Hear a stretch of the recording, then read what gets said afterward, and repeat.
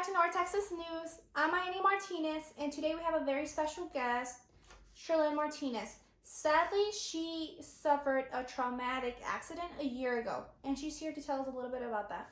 Mm-hmm. So how was it? Like, I know it took a year of recovery. Mm-hmm. It changed your life completely. You want to tell us a little bit about that? Like, what was it? I know you started off really young, skydiving, so tell us a little bit about that.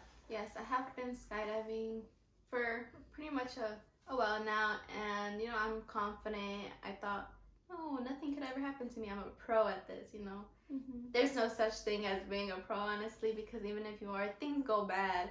But basically, I was doing my thing, and I was actually recording a video of me. You know how there's a lot of videos of people skydiving. I was like, oh, let me make one of these cool videos about myself skydiving.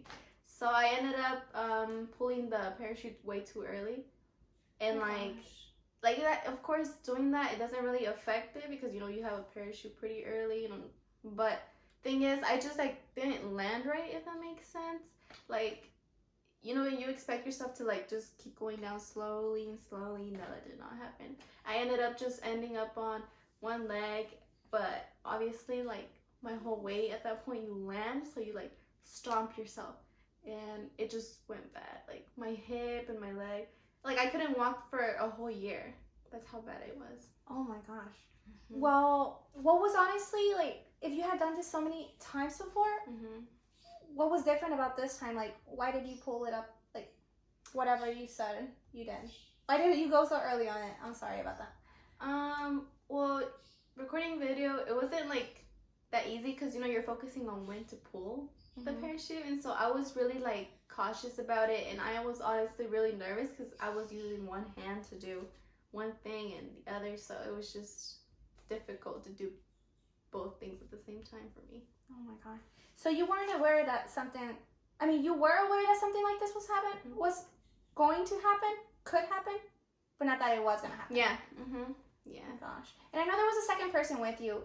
Was that your cousin or your boyfriend? It was actually my boyfriend that was with me. Was he hurt in any way? No, he wasn't actually. It was just me.